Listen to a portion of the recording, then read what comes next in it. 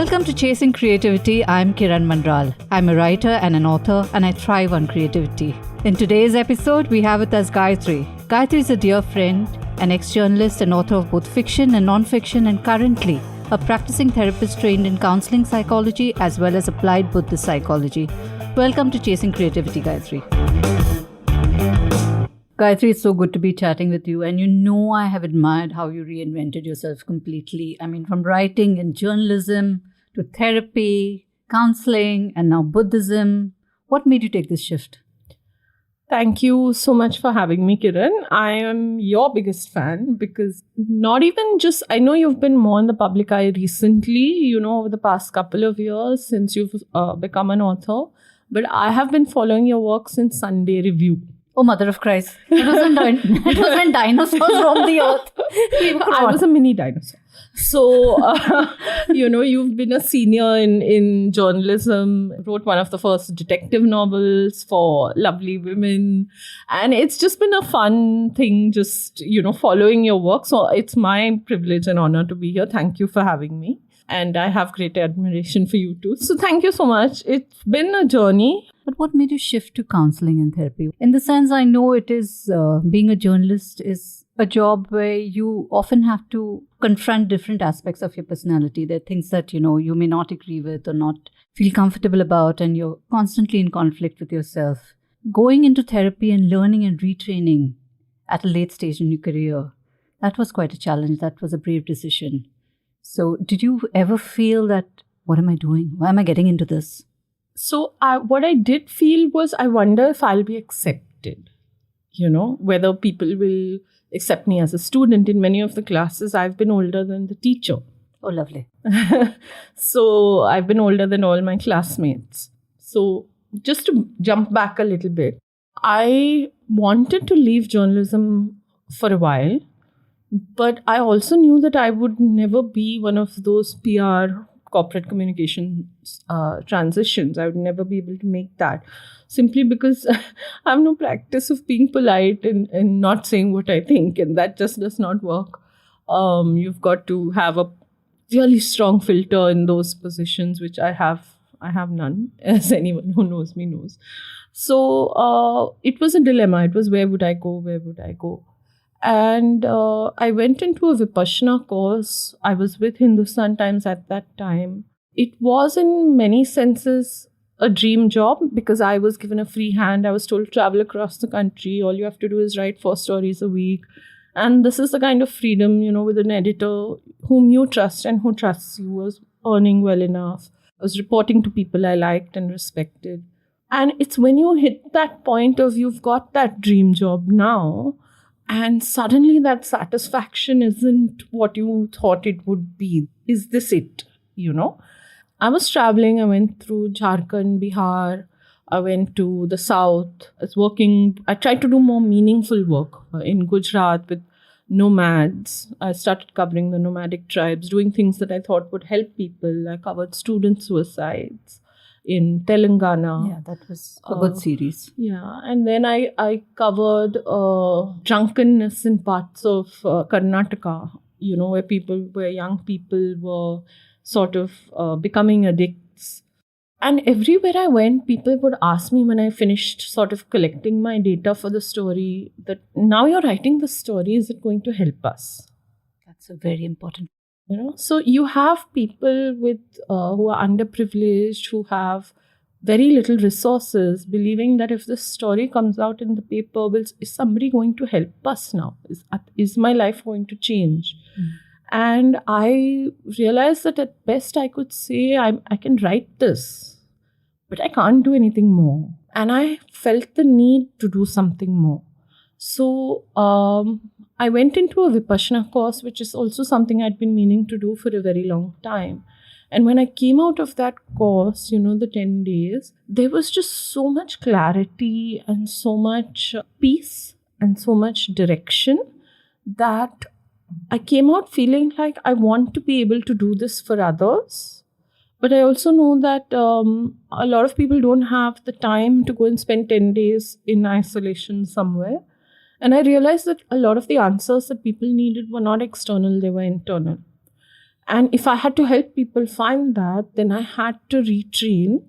Also, because I don't believe solely that meditation alone is going to help. You also need therapy, because there are a lot of people who come into meditation, immerse themselves, and find themselves very at sea because of the pace at which things come up. So the mind, if you have a lot of trauma sort of buried, the mind sort of shuts down instead of opening up. So you need a therapeutic process that will help people open to the benefit of meditation a bit more gradually. So then I quit my job. I applied for Xavier's. In fact, I spoke to her just a couple of days back. It's only because of one woman, my professor, Sujata Abraham, who took a chance on me. And she said, Xavier's only accepts 25 people. And she said, I have one seat left for you. And I had booked my ticket to go down south and to sort of study at the Aurobindo Institute of Psychology, which was the only other place that combined meditation and psychology. So I got into Xavier's. I did my diploma in counseling psychology, and it went on from there. So after you trained in psychology, you got your diploma, you also trained more in Buddhism, and you also studied a lot. And now you're going to study further. So could you tell us a bit about how that part of your journey came about? I think a lot of this has been the waves of chance. When I was studying at Xavier's, we had all started applying because there were people who had already had their masters, and I don't have a master's in psychology. My master's is in English literature.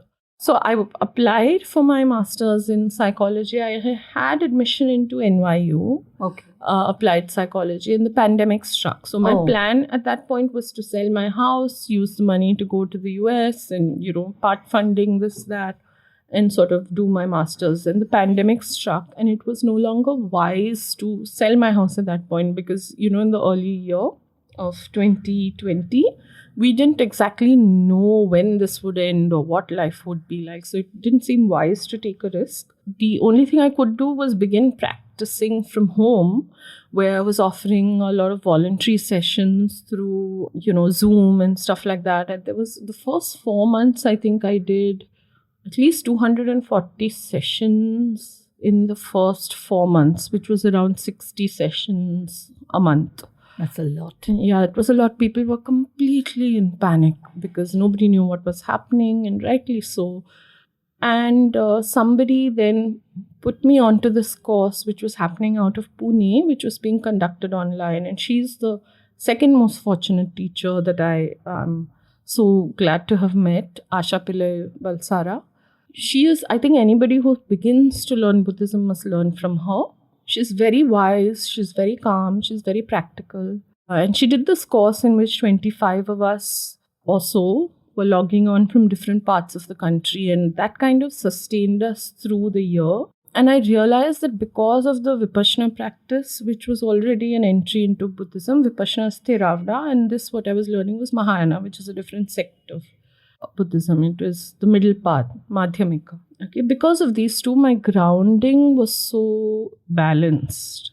My perspective that my teachers were giving me was so balanced that I didn't really feel the fear that a lot of my clients were feeling. A lot of people who were coming to me were feeling. At one point, I thought something was wrong with me. I remember asking one of my teachers, Tenzin Palmo. We had a guest session with her, and I said, "Is something wrong with me? I'm not feeling this fear of death." In the middle of the pandemic, and people around us were dying like left, right, and center. Those were terrifying times. I think we've forgotten them. They were quite terrifying times. We've blanked them out of our collective consciousness. We have. And she said a very wonderful thing to me. She said, all of us are in the same sea. Some of us have found a raft or a boat. And those of us who have managed to haul ourselves onto this boat need to use compassion to pull people out of the water. You don't have to be in the water to help people. You can be in the boat, but you have to use your compassion to lean back in and start pulling people out. So these were the kinds of lessons that Buddhism was giving me at this time. So, letting go of admissions and stuff like that it wasn't so difficult a choice. So that prompted you to get on your spiritual journey. That prompted me to give up the quest for this Western Masters. Okay. And so I went on to I finished my course with Asha, which was a course in applied Buddhist psychology. I had deferred NYU, but then I declined it. Then I did a 1-year diploma in Buddhist philosophy from the Tibet House, which is under His Holiness the Dalai Lama. And from this year, last year, which year are we? 2022, I began my 5-year master's in Buddhist philosophy, which is where I am now.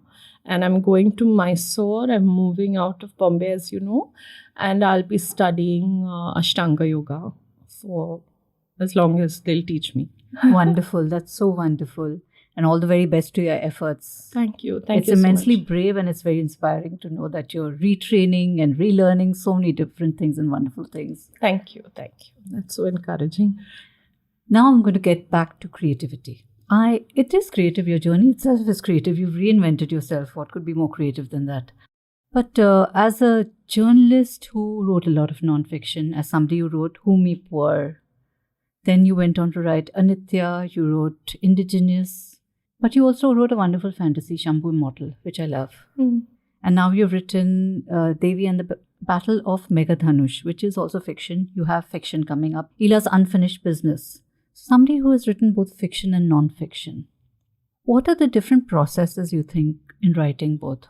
As a person, something that needs to be creative, as something that needs to be practical and grounded in facts and information? Well, firstly, that's such a great question, and thank you for actually reading and knowing the things I've written, because I'd forgotten about Shambhu Immortal. So thank you for reading that. And I remember you had some very kind and generous words to say about it when it came out. So thank you for that. The creativity in non-fiction, I think, is very different from fiction. As you would know, you've written so much yourself. We are all just following the path that you have carved. But I think in non-fiction, there is a lot of creativity in construction, in how you perceive the flow. Mm-hmm. So technically, Anitya would be non-fiction, Who Me Poor would be non-fiction. But I feel the creativity there is in being led by the voices of those who participate in those books. My non-fiction in particular has been very led by voices. I tend to put them not as quotes and as part of the text, but to separate them out, because I feel that people and their lived experience and how they perceive their own struggles is the greatest wisdom that we can gain. And therefore, to allow them to lead the narrative is the creativity, I feel. In the sense of, from a Buddhist point of view, exiting the narrative yourself, where it's not led by you or your view. In fiction, I feel, with all the books that I've been writing, and all of them pertain to the mind, and all of them pertain to perspective and clarity of view. Because at some point I realized that if I'm putting a book out, it has to help people in what's today known as a mental health space, but also broadly looking through the 2,500 years of Buddhism that we have had. And if you look at the Buddha's work, it's essentially mind studies. He understands the layers of the mind. So any work that I put out has to contribute to helping somebody see their mind more clearly. That is my purpose in all my books. So Devi and the Battle of Megadhanush uses the Navrasas to do that. And the thing is, I think we live in a land which is so rich in sources that you can throw a stone and hit a source of inspiration, in this country. But we have to be willing to sit and listen and learn. And I think creativity comes when you push yourself out of the way, when you're willing to receive, not to give. And that takes a lot of self-knowledge as well, doesn't it? I mean, to put yourself out of the way when you're writing, when you're creating, and to let, as you just mentioned, the flow take over.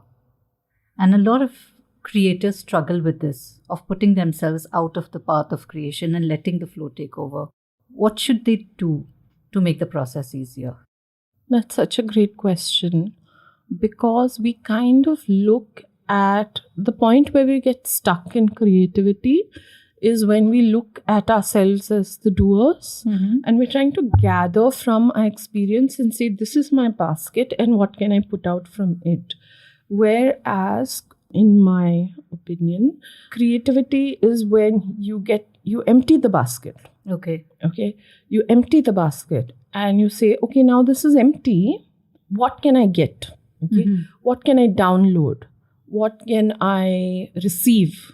And when you go to the stillness, because when you are trying to do, when you're trying to do from what you have, your resource pool is very limited and you have already processed those things in a specific way. So only that way is open to you. Okay. Let's say, for instance, I've used the color red and I've used this in specific, it means something to me. It can, if you're from India or China, it typically means auspiciousness. It typically means Devi. It typically means certain flowers. We all have our specific associations with what the color red means, or a bride, or, something like that, sindoor. Therefore, if I use the red, I'm drawing from that basket of associations. Whereas if I say, okay, I don't want anything to do with what I already know. What I want is the unknown. And I sit in a space of stillness and I say, let me just see. I'm not specifically looking for red. I don't have red on the brain. And therefore, if something in the space of my mind, if I receive visual stimulation or objects or ideas, they may be red, they may not be, but they allow me to move into unassociated paths.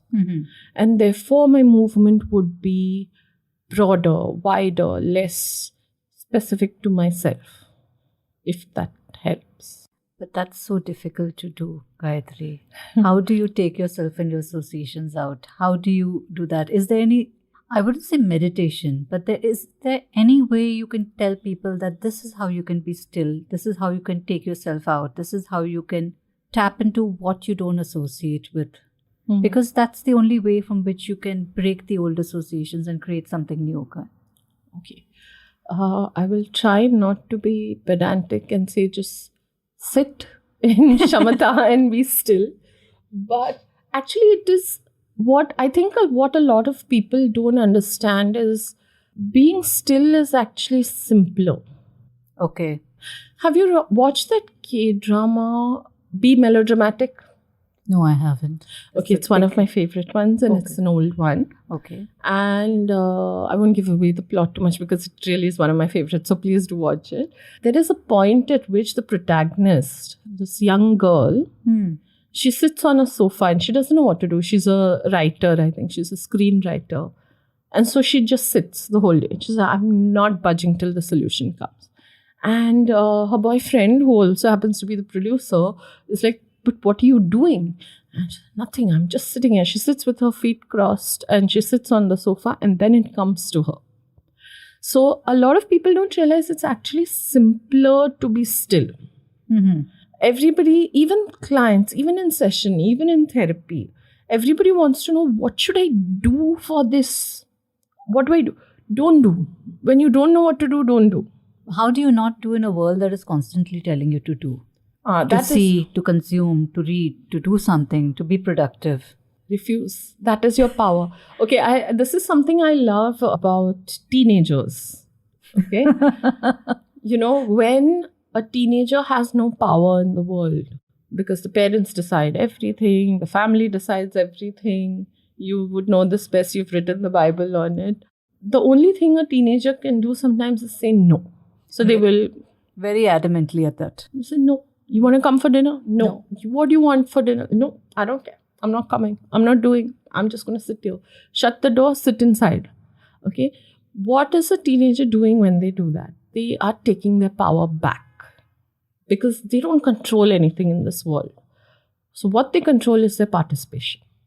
I would recommend a lot more people do that in life because do not do until you feel empowered when you do.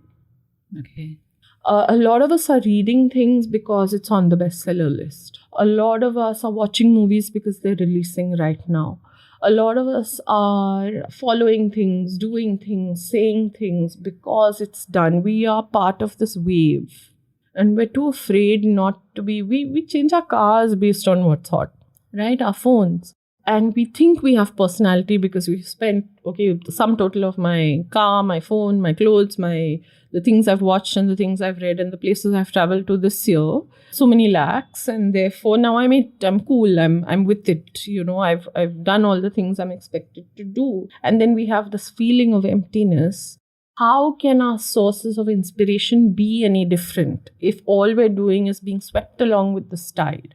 So there is a need for people to stop and say, no, I'm not going to Goa for my birthday because everybody goes to Goa for their birthday. Or, that's the place to go.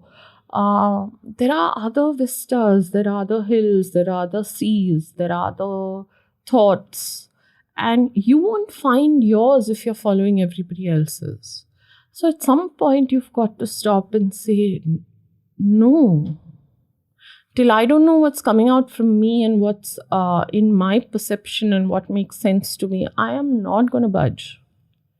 And I think a lot of the problems of the world would be solved if we just stopped.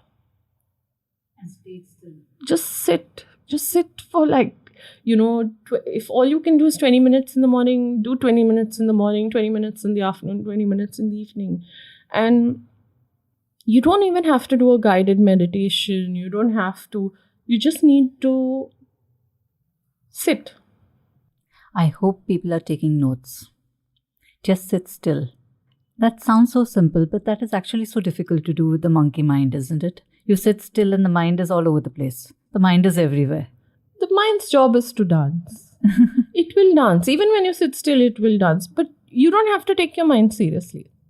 Just allow it to dance. Because what happens in the stillness is that when things settle, something forms. A shape forms. An idea forms. A direction forms. And we are not receptive to that formation. Because we're so panicky that we're missing the signals, we're missing the cues, we're missing the direction. What do I have to look like? I know what I'm doing. So you don't have to. You just have to be in a receiver mode. Actually, to be in a creator mode, you have to be in a receiver mode. That's very interesting. Could you tell me more about this, being in a receiver mode? The creator is the medium by which the world translates itself into a work of art. So if you are doing, you're interrupting the flow. You're getting in the way. Because then you're saying, let me translate this for you. And the world is trying to tell you, no, just be. Let me just pass through you. It's like light that passes through a prism. The prism doesn't have to do anything. You just have to convey. You will see the rainbow.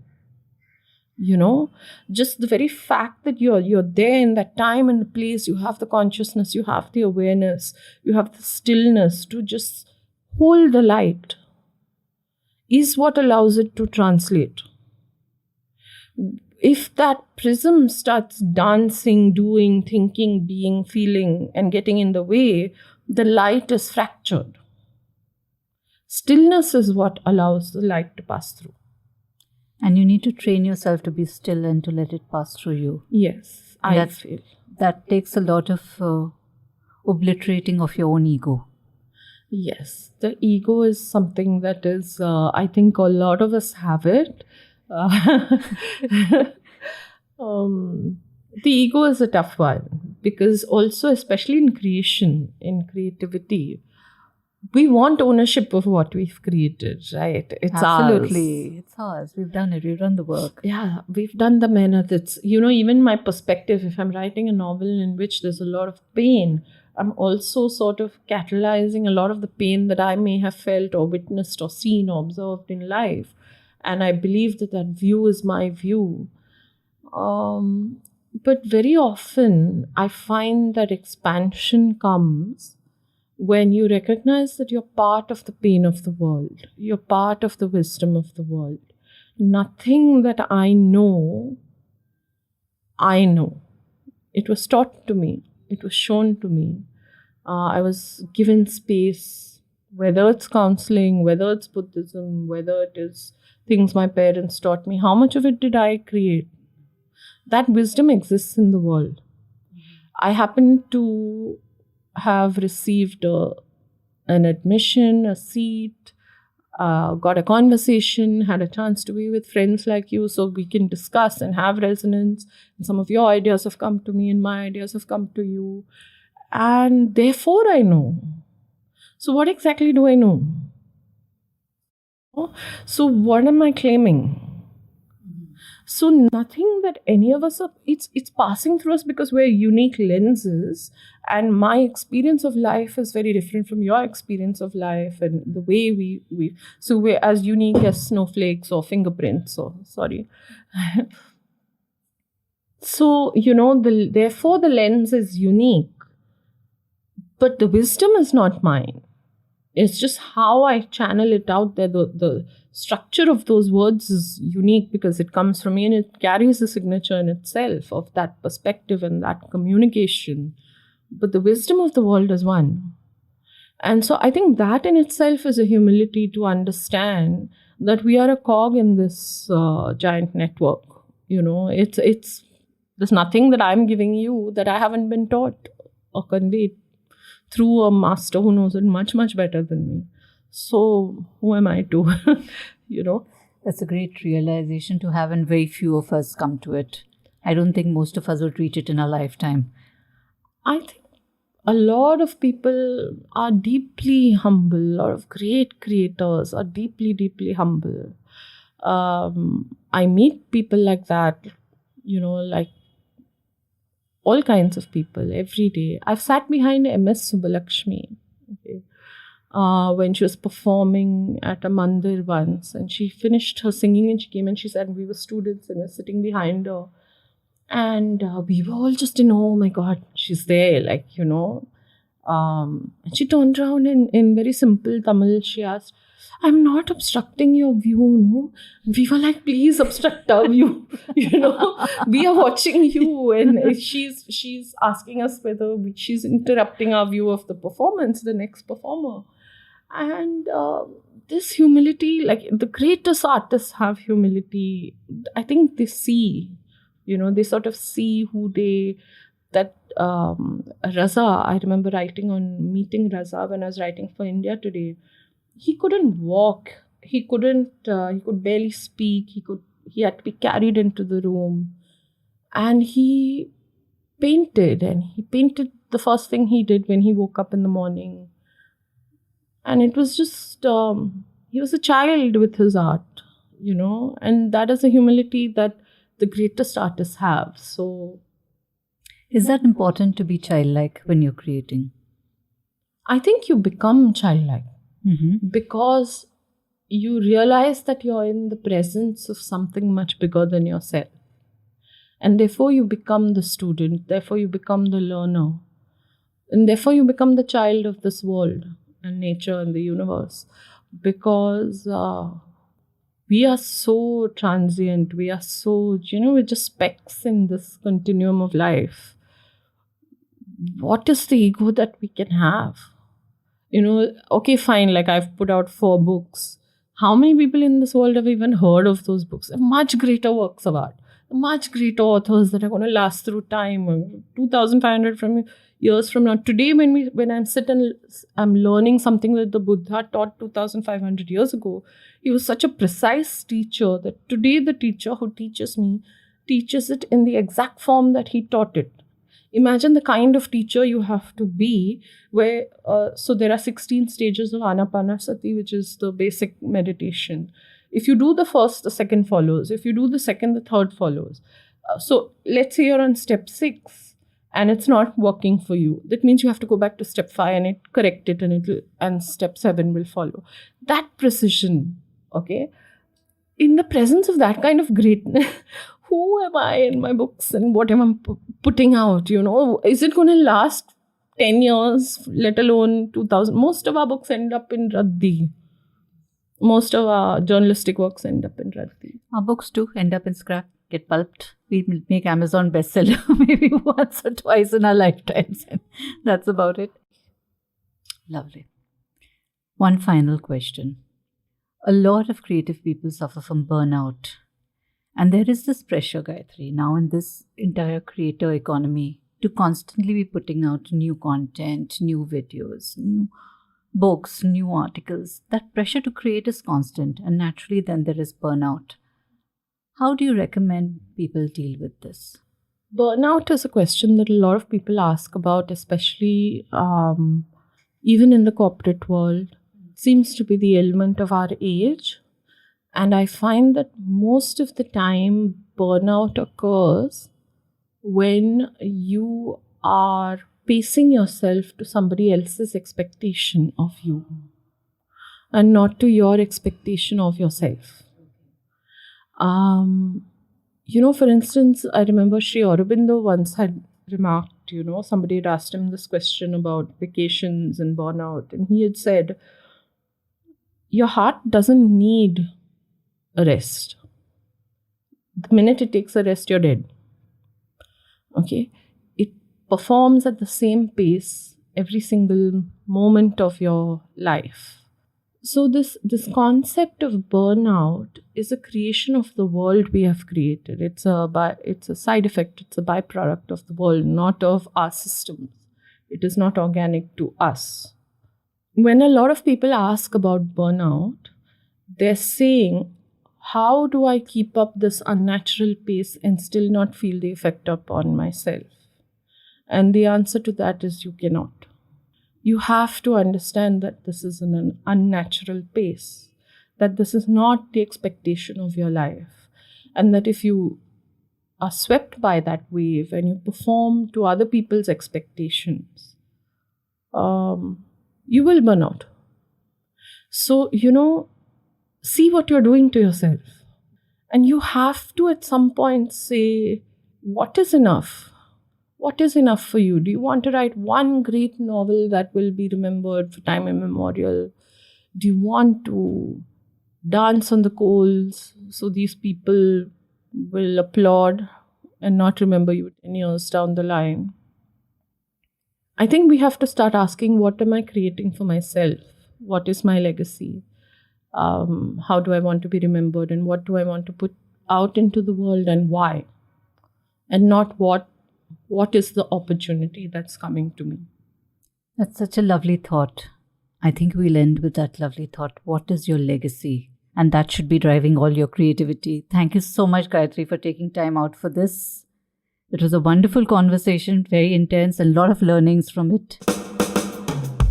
And that's a wrap on this episode of Chasing Creativity. Follow me on my social media handles at Kiran Manral and subscribe to the show wherever you get your podcasts. We are available on Spotify, BingePods, Apple Podcasts, and all the major platforms. See you next week.